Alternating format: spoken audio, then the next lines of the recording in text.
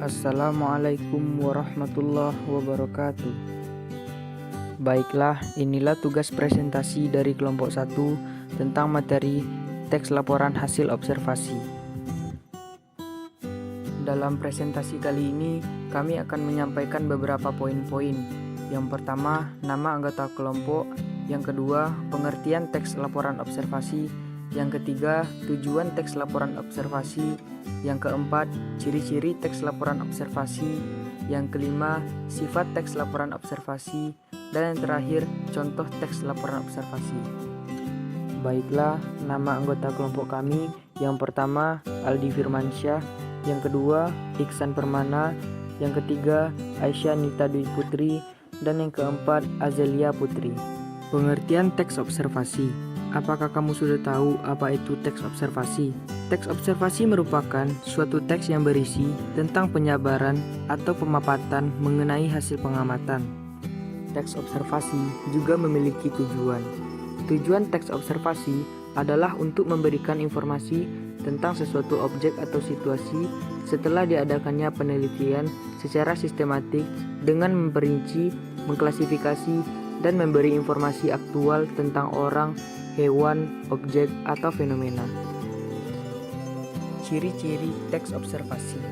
Adapun ciri-ciri teks observasi sebagai berikut. Yang pertama, disusun secara sistematis. Yang kedua, penjelasan berdasarkan sudut pandang. Yang ketiga, berisi objek.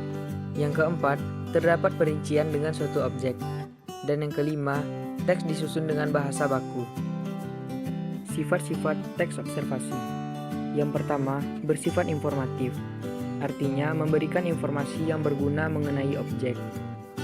Yang kedua, bersifat komunikatif. Artinya, teks tersebut menggunakan bahasa yang seolah-olah membuat kita sedang berkomunikasi. Yang ketiga, bersifat objektif. Artinya, teks laporan tersebut harus faktual dan berpatokan pada informasi yang sah. Contoh teks observasi yang berjudul pohon pisang.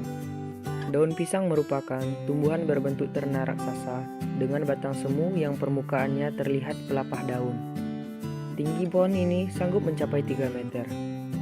Tumbuhan ini bisa dimanfaatkan semua bagiannya sehingga dianggap sebagai tumbuhan serbaguna.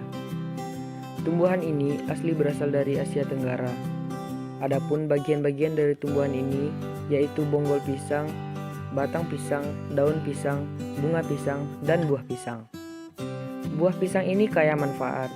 Di samping sebagai sumber vitamin, mineral, karbohidrat bagi tubuh, pisang juga mempunyai manfaat lain, yaitu buahnya bisa dimakan langsung, bisa dijadikan bahan makanan seperti membuat keripik pisang.